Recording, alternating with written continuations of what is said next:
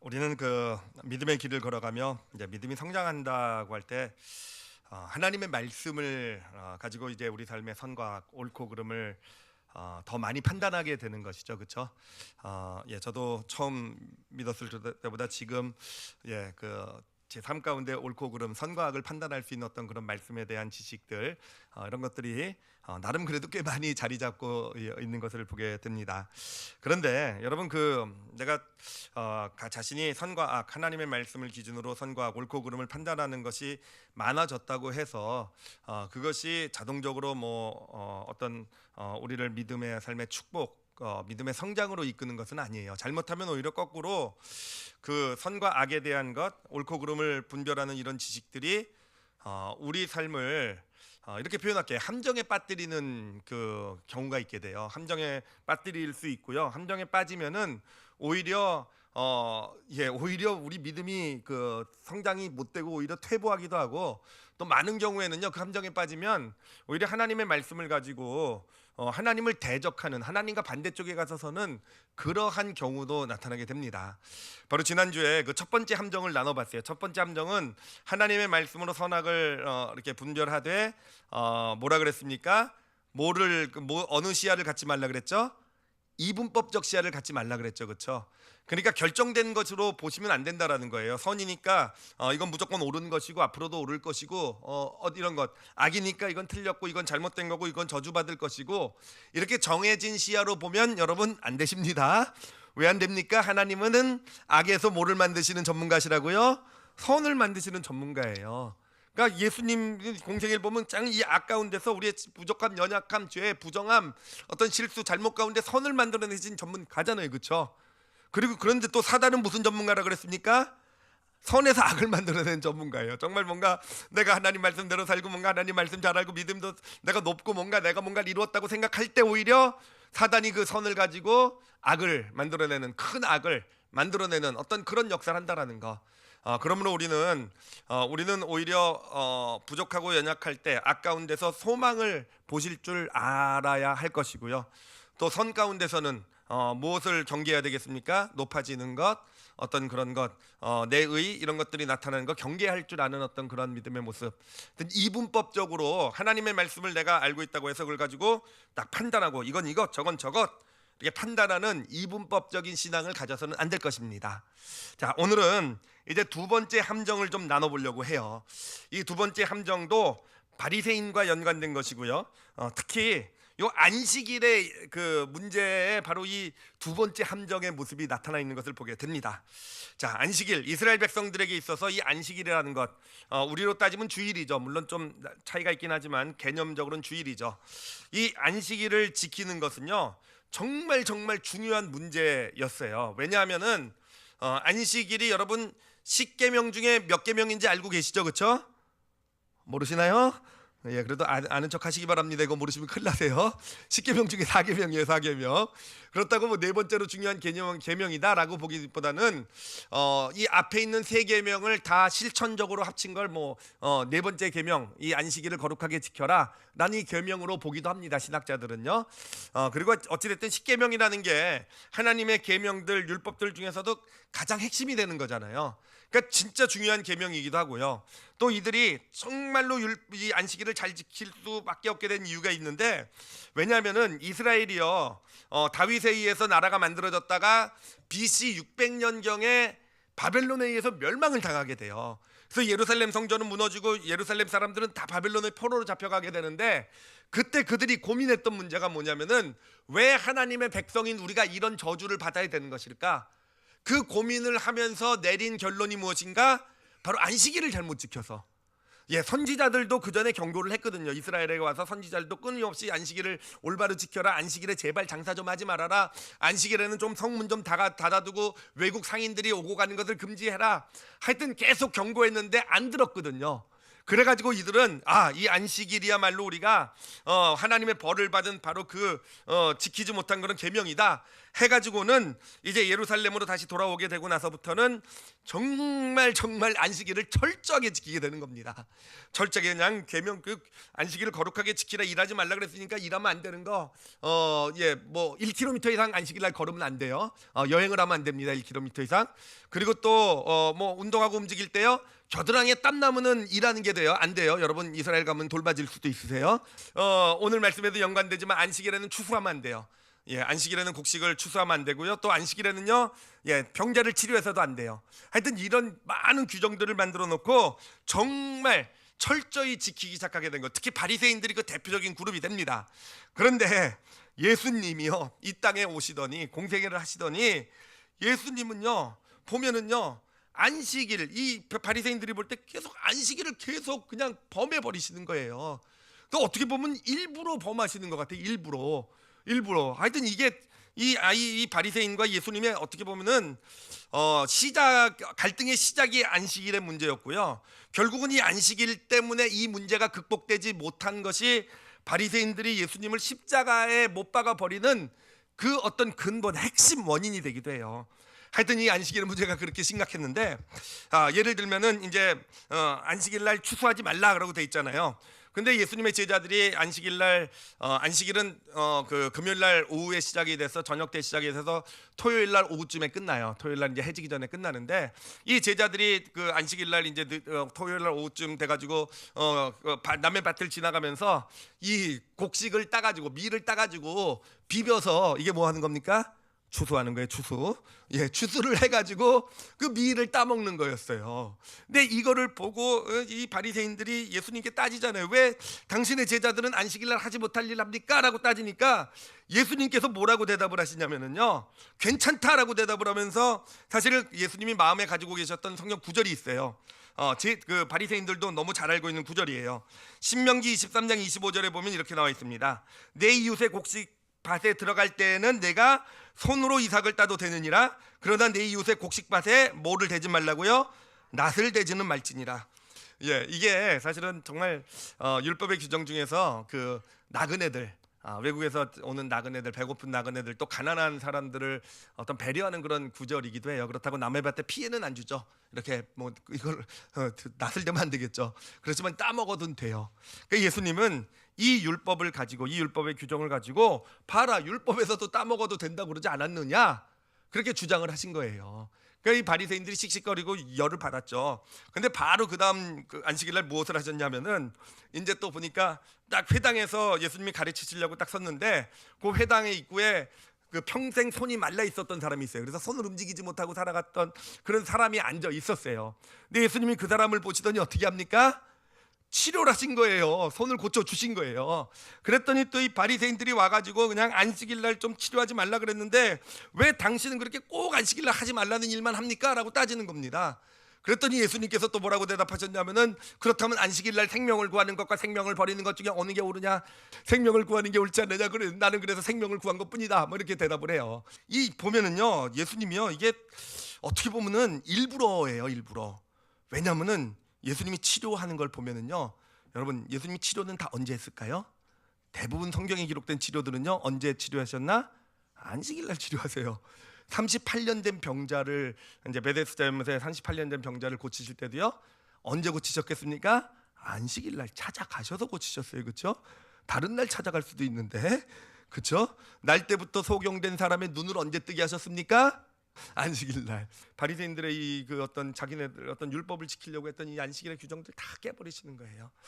사실 이 그 예수님의 이 모습을 보면서 사실은 좀 잘 이해가 안 됐어요. 왜냐하면은 물론 예수님의 말이 틀리지 않았죠. 어떤 면에서 보면 뭐 옳은 말이라고 할 수 있지만, 그렇다고 여러분 바리새인이 이게 틀렸다라고 얘기할 수 있겠는가라는 거예요.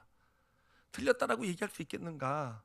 그들 나름 그래도 어떤 뼈아픈 경험을 가지고 하나님의 경고를 받고, 어떤 실패, 이 포로세 관련 실패의 경험 가운데서 정말 안식일을 어떻게든지 좀 그래도 잘 지켜보려고 노력하고 있는 모습이잖아요.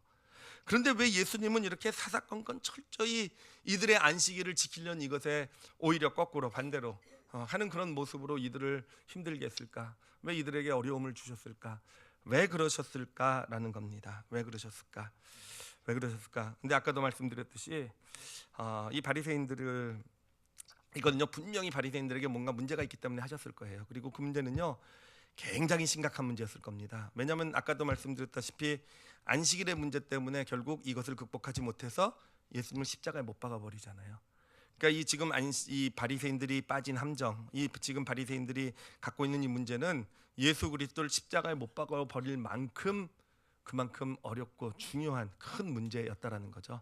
자, 그럼 그 문제가 뭐였을까? 그 문제. 사실 그 문제에 대한 답은요 오늘 본문에서 예수님께서 이미 주셨어요. 마가복음 2장 27절 말씀 다시 한번 읽어보도록 할게요. 바로 이게 예수님의 답이에요. 같이 읽겠습니다. 시작. 또 이르시되 안식일이 사람을 위하여 있는 것이요 사람이 안식일을 위하여 있는 것이 아니니.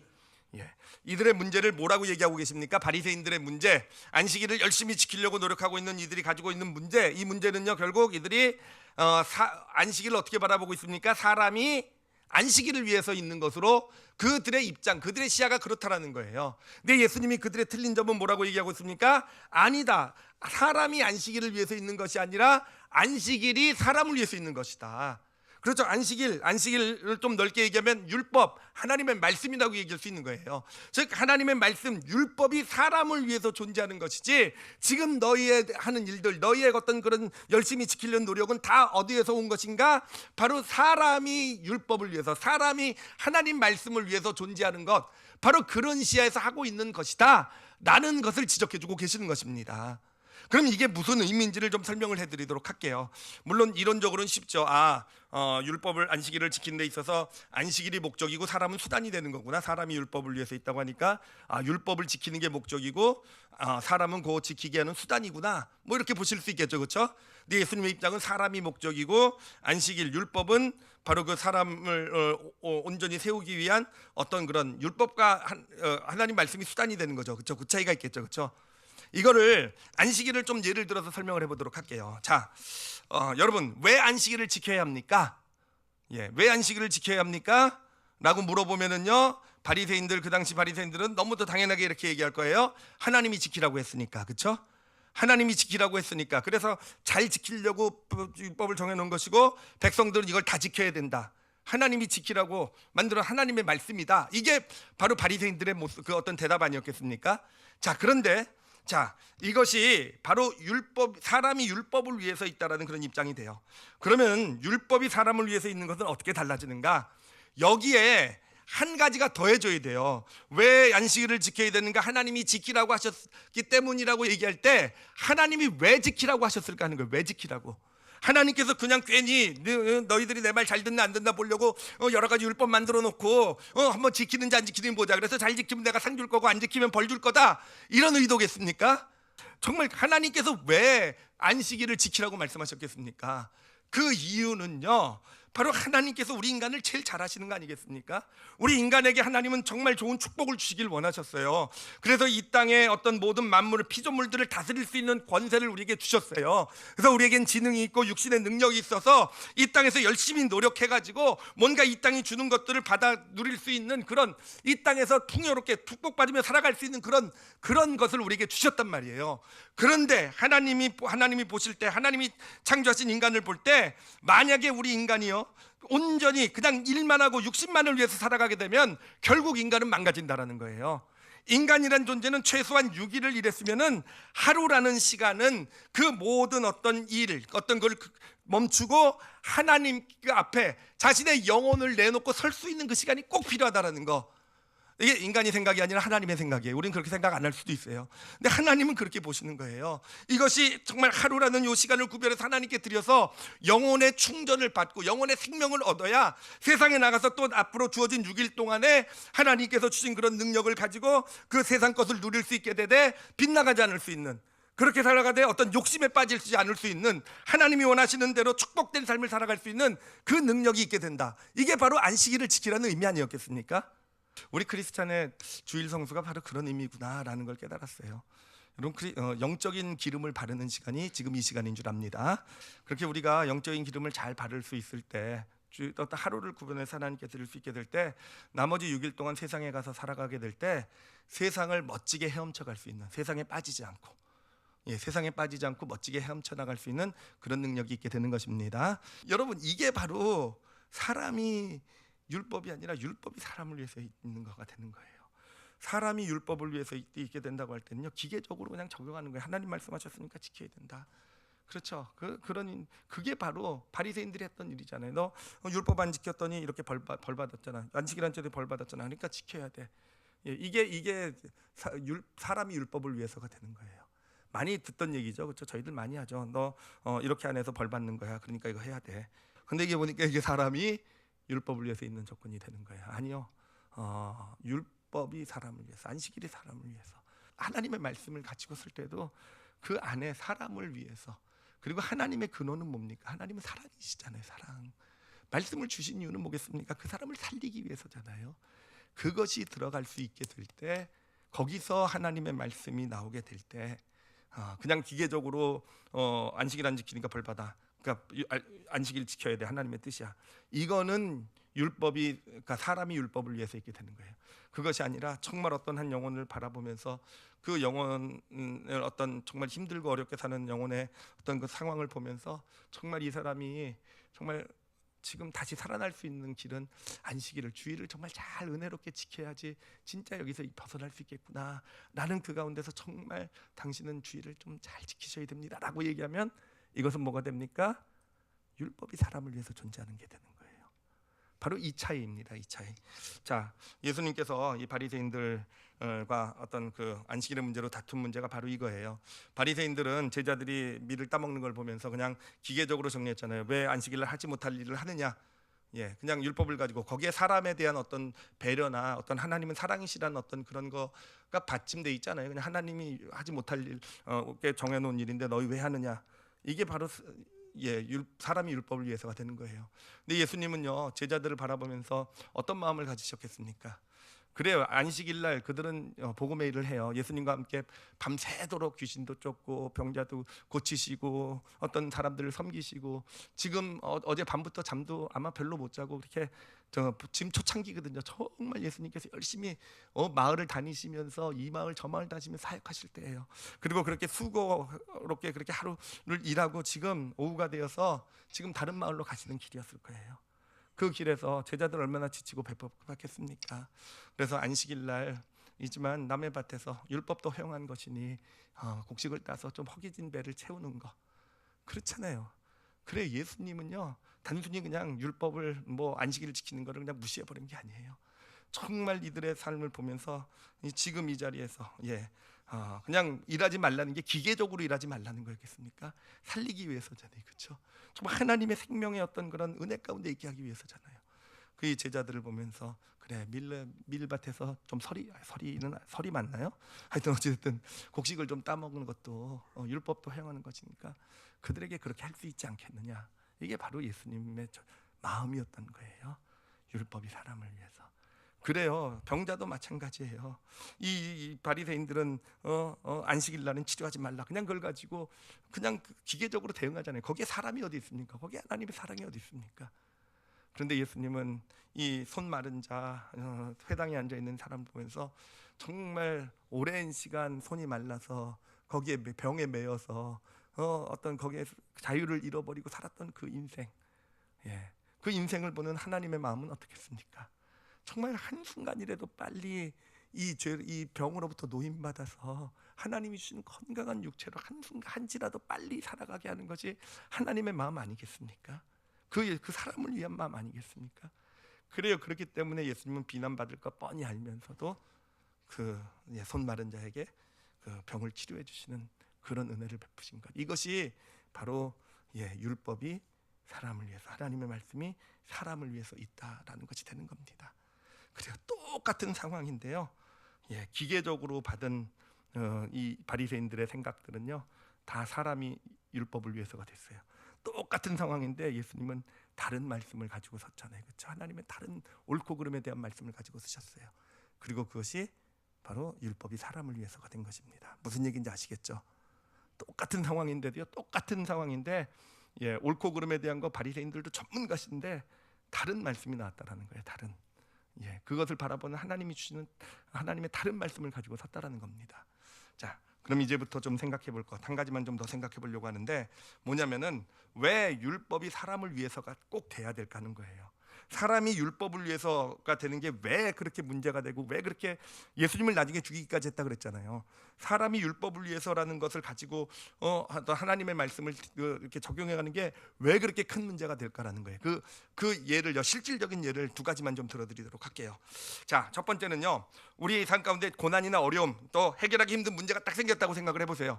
그러면은 여러분 어떻게 생각합니까? 왜 이런 일이 생겼을까? 왜 이런 일이 생겼습니까? 예, 하나님 말씀 안 들어서 생긴 거 맞죠, 그렇죠? 이제 대답을 안 하시는군요. 분명히 답이 아닐 거라고 짐작하고 계시기 때문에. 그렇죠. 우리 당연히 그렇게 생각해요. 어떤 문제가 있고 어려움이 있고 참 큰 정말 갑작스러운 어떤 그런 어떤 큰 일이 닥쳤을 때 내가 뭘 잘못했지, 죄 때문에 누군가 그런 일이 생겼을 때 바라보는 시선 그래요. 뭔가 하나님 말씀을 잘 지키지 않아서, 내가 주일 성수 안 해서 뭔가 이런 식으로 뭔가 내가 잘못한 걸 끄집어내잖아요, 그렇죠? 그런데 이것이요, 누구의 모습이었냐면은 바로 이게 바리새인들의 모습이었어요. 종교 지도자들이 이 날 때부터 소경된 사람을 보고 한 모습이었어요. 그 사람의 저주 어떤 그 날 때부터 소경된 어떤 그런 그 불행을 바라보면서 이들은 뭐라고 얘기를 했습니까? 죄 때문이라고 얘기했단 말이에요. 그렇죠? 바로 죄 때문이라고 연결시켰어요.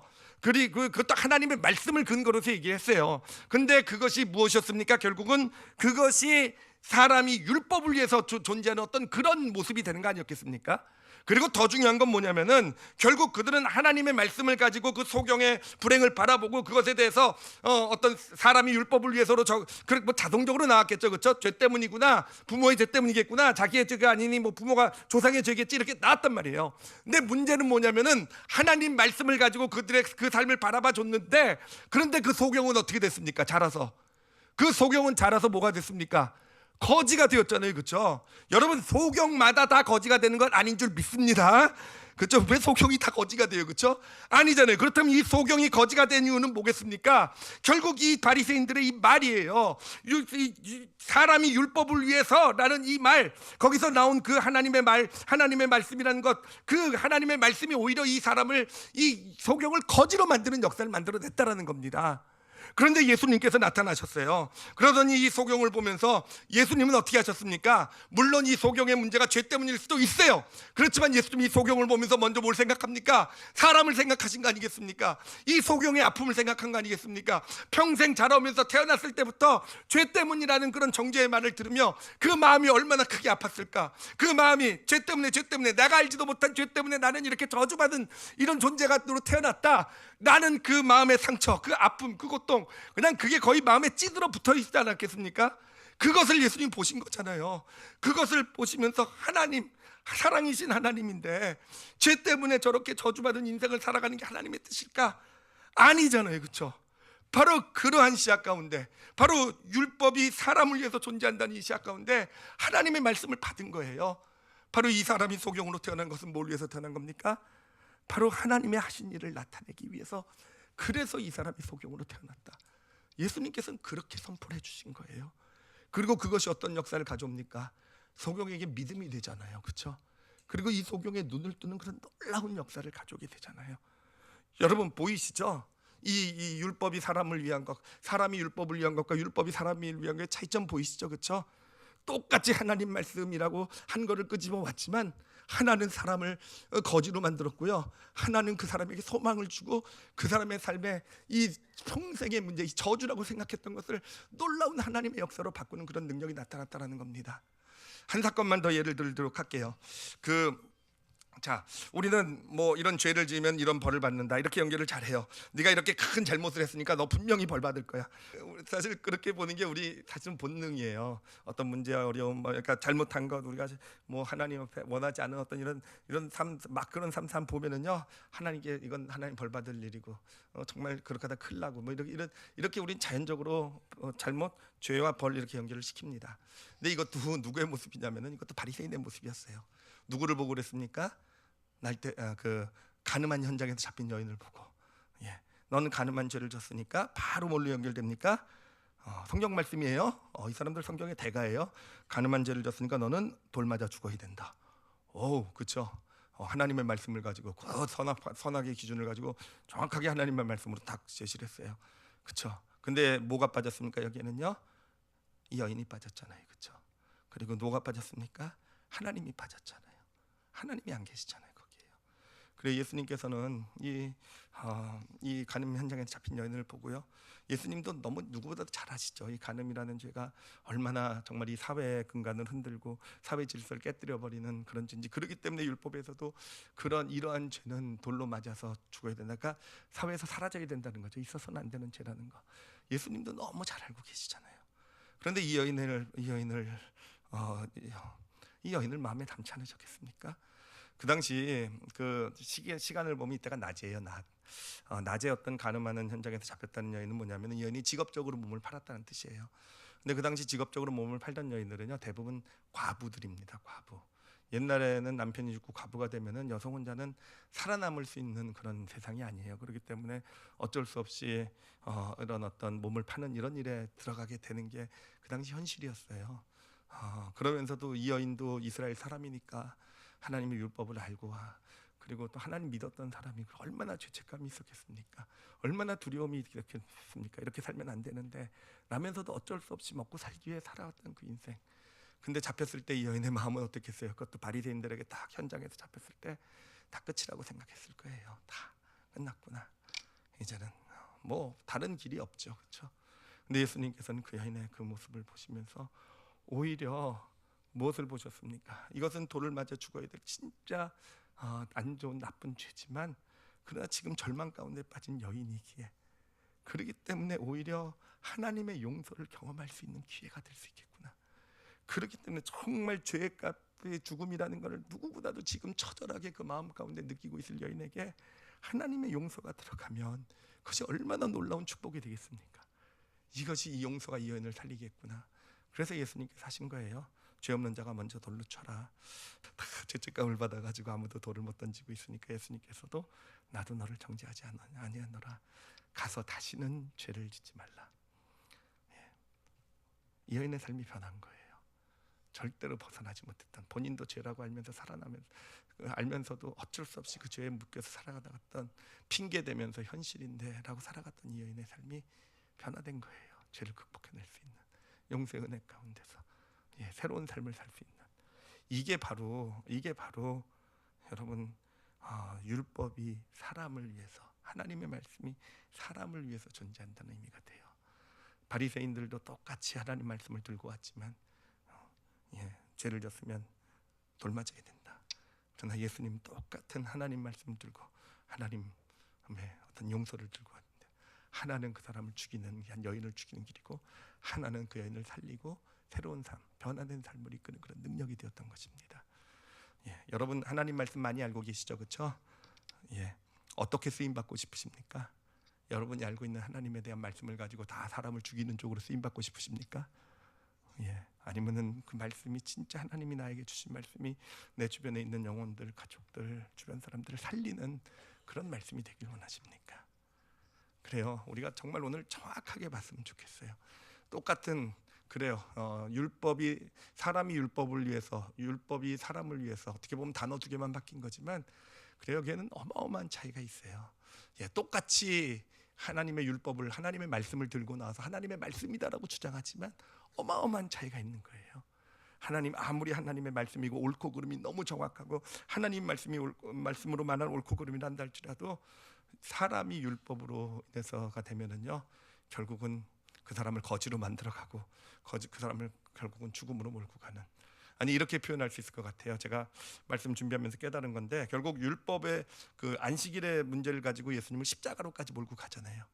그래, 우리가 하나님의 말씀을 가지고 사람이 하나님의 말씀을 위하여로 적용을 하면요, 그게 하나님 말씀으로 나는 했다고 생각해도 결국 그 삶에서 예수 그리스도를 죽이는 일을 하게 되더라고요. 그래요, 정말 죽이는 일을 하게 되더라고요. 그래서 누군가의 삶에서 누군가를 바라보면서 사람은 빠지고 사람이 율법을 위해서 그렇게 말씀으로, 나는 분명히 하나님의 말씀으로 했는데 여러분 어떻게 됩니까? 예수님이 없어져요. 오히려 예수님은 사라져 가십니다. 오히려 그렇잖아요. 우리가 하여튼 우리는 선수인 것 같아요. 무슨 선수냐면은 조금 내가 옳고 그름을 알면은 그것을 가지고 곧 사람이 옳고 그름, 내가 알고 있는 옳고 그름, 선악, 악을 위해서 존재하는 걸로 착각하. 우리 죄성이 딱 그건 것 같아요. 내가 옳고 그름을 알게 되면은 그 죄성이 곧 그 옳고 그름을 가지고 사람이 율법을 위해서로 이렇게 딱 적용하게 만들어요. 그리고는 사람에게 상처 주고 힘들게 하고 무너지게 하고 그 삶에서 예수님 떠나가게 하고. 그렇잖아요. 가정에서도 부모가 돼서 자녀를 바라볼 때 우리는 부모니까 우리가 자녀보다 당연히 옳고 그름을 더 알잖아요. 그래서 내 옳고 그름을 가지고 자녀에게 나는 훈계하는데 왜 자녀는 더 그 얘기를 듣고 더 빗나갑니까? 이상하다고 생각한 적 없습니까? 예, 뭐가 빠져서 그렇겠습니까? 그 안에 하나님과 정말 그 안에 그 우리 자녀와 그 하나님의 사랑과 이것이 빠져 있기 때문에 내가 알고 있는 지식은요, 그래요 그냥 퍼부어지면은요 결국은 더 나쁘게 만드는 거예요. 예수님 떠나가게 만드는 거예요. 내 아내, 내 남편, 부모 바라볼 때도 내 옳고 그름을 가지고 따져보세요. 예, 제가 잘합니다. 옳고 그름 가지고 부모랑 아내랑 왕창 싸워가지고 제가 좋은 길로 인도한 적이 한 번도 없어요.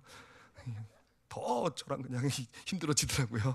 더 이상한 길로 나가고 더 마음에 안 드는 길로 나가면 또 그럼 제 옳고 그름 가지고 또 따지고 뭐 이상하게 더 멀리 가요.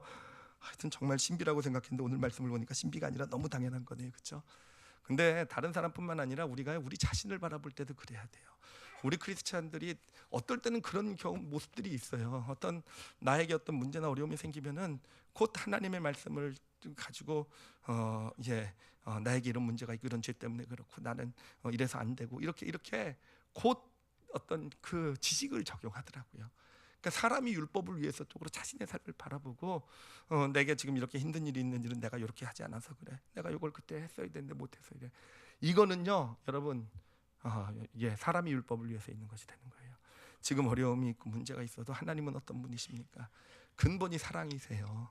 나에게 부족한 연약함이 있을지 모르지만 그러나 어떤 그런 문제나 어려움을 통해서 하나님께서 분명히 나를 더 살리시고 더 세우시는, 하나님은 악에서 선을 만들어 가신 전문가라고 그랬잖아요. 그럼 우리도 믿음으로 반응해 드려야 돼요. 내 스스로 내 성경 지식을 가지고 나를 바라보면서 이미 규정해 버리고 나에겐 이런 문제가 있고 나는 이래서 안 되고 내 과거는 이래서 안 되고 내 이렇게 실수하고 내가 이렇게 죄를 졌고 내가 이렇게 하나님을 잘 섬기지 못하고 내가 그때 하나님 이렇게 하라 그러는데 그렇게 순종하지 못하고 그렇게 스스로 다 사람이 율법을 위해서 존재하는 것으로 다 규정해 놓으면 하나님은 어떻게 역사하십니까? 아니요, 하나님과 보조를 맞춰야죠. 율법이요, 하나님의 말씀은 사람을 위해서 존재하는 거예요. 우리가 그 마음을 가지고 내 삶의 문제를 바라볼 때에도 또 내 주변의 이웃들, 가족들, 사랑하는 사람들 또 교회나 공동체도 마찬가지예요. 바라볼 때에도 율법이 사람을 위해서입니다. 아시겠죠? 제가 자꾸 헷갈려요. 사람이 율법인지 율법이 사람인지 막 이렇게 헷갈리는데 사람이 율법을 위해서가 되면은요 결국은 더 망가지는 길을 가요. 예수님을 사라지게 하는 길을 가요. 그러나 율법이 사람을 위해서. 여러분 이 말씀 꼭 기억하시기 바랍니다. 우리가 믿음의 길을 걸어가면서 정말 우리 크리스찬들이 잘 빠지는 함정인 것 같아요. 그래서 정말 믿음이 좋아지고 내가 뭔가 옳고 그름에 대해서 성경 말씀 지식은 더 많이 갖게 됐는데 내 주변에 사람이 없어지는 이유가 거기인 것 같아요.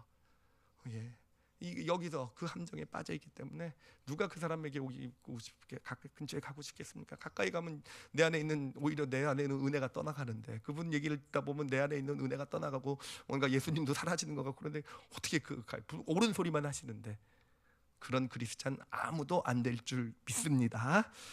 제가 마지막으로 바울의 고백을 하나 읽어드리도록 할게요. 바울은 누구보다도 율법을 정말 잘하는 사람이었는데 그가 어떻게 살아갔는지 한번 좀 보세요. 제가 읽어드릴 테니까 율법이 사람을 위해서 있는다라는 의미가 이것이구나. 이 바울의 고백에서 한번 여러분 마음에 한번 좀 새겨보시기 바랍니다. 고린도전서 9장 19절로 23절을 좀 긴 말씀이지만 제가 읽겠습니다. 내가 모든 사람에게서 자유로우나 스스로 모든 사람에게 종이 된 것은 더 많은 사람을 얻고자 함이라.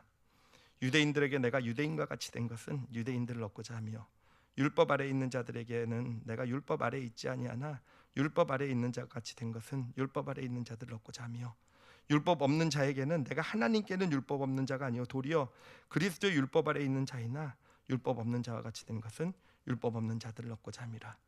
약한 자들에게 내가 약한 자와 같이 된 것은 약한 자들을 얻고자 하며 내가 여러 사람에게 여러 모습이 된 것은 아무쪼록 몇 사람이라도 구원하고자 함이니 내가 복음을 위하여 모든 것을 행함은 복음에 참여하고자 함이라.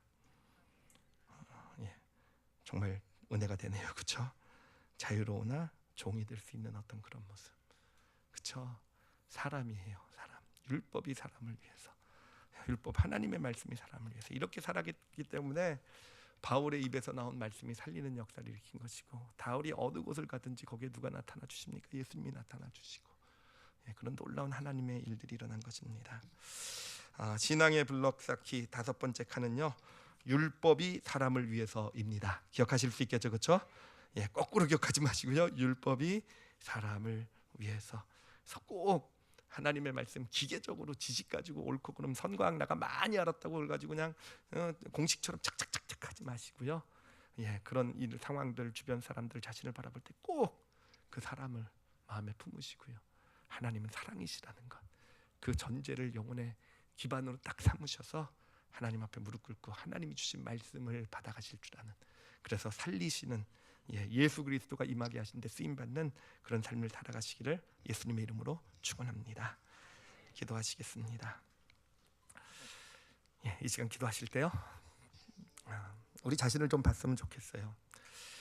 사실은 쉽지 않은 적용이에요. 왜냐하면 이게 우리의 근본적인 죄성이 그렇게 돼 있거든요. 우리는 뭔가 좀 알면은요, 꼭 하나님의 말씀뿐만 아니라 세상에 대한 어떤 살아가는 지식들도 마찬가지고, 세상의 어떤 그런 어떤 옳고 그름도 마찬가지예요. 뭔가 내가 좀 경험을 갖고 내가 좀 더 많이 한다고 생각하면요, 어느샌가 우리 죄성이요, 그것을 사람이 내가 아는 것을 위해서 존재하게 하고 있다, 이런 식으로 적용시켜요. 어느샌가. 솔직히 그렇지 않습니까? 그래요. 그래서 우리는 정말 드물게 봐요. 그 아는 지식이 주변 사람들에게 축복이 되고 은혜가 되고, 많이 알기 때문에 사람들이 옆에 있고 싶어하고, 정말 드물어요. 오히려 많이 알고 올바로 살아가고 막 이런 분들 보면 가까이 가기 싫잖아요, 그렇죠? 아이들은 어른 옆에 가기 싫어하잖아요, 그렇죠? 그래, 우리 죄성의 근원이 바로 거기 있는 것 같아요. 그래서 우리가 하나님께 그것을 좀 내려놓게 해달라고 좀 이 시간에 좀 간절히 구했으면 좋겠어요. 우리가 조금 알고 있는 옳고 그름에 대한 것을 가지고 절대로 교만해지지 말게 해달라는 거. 절대로 사람이 율법을 위해서, 사람이 하나님 말씀을 위해서, 사람이 내가 아는, 내가 옳고 그름 아는 것 위해서 존재하는 걸로 내 주변 사람을 바라보지 않을 수 있게 해달라고. 하나님 제발, 정말 힘들고 어려운 일이 있을 때 특히 바로 내가 아는 것으로, 그게 마치 진리양 쓰는 그런 어리석은 자 되지 말게 하시고, 하나님 앞에 서서 하나님의 그 사랑 안에서 그 사람을 마음에 품고 하나님이 주시는, 그때 주신 옳고 그름 그 말씀으로 그렇게 설 줄 아는 자 되게 해달라고 좀 우리가 그렇게 간구했으면 좋겠어요. 그리고 지금 돌아보면서 혹시 좀 힘들고 어려운 일이 있습니까? 그러면은요, 하나님께 구하세요. 왜 이런 일이 나에게 있는지, 또는 나를 힘들게 하고 있는 사람이 있습니까? 그럼 내가 어떻게 그 사람에게 다가가야 될지. 하나님, 정말 사람이 율법을 위해서가 아니라 율법이 사람을 위해서 있다라는 것, 그 하나님의 말씀 저에게 주십시오. 그렇게 다가가겠습니다. 우리 다 같이 오늘 말씀 놓고 자신을 위해서 우리 통성으로 기도하는 시간 갖겠습니다.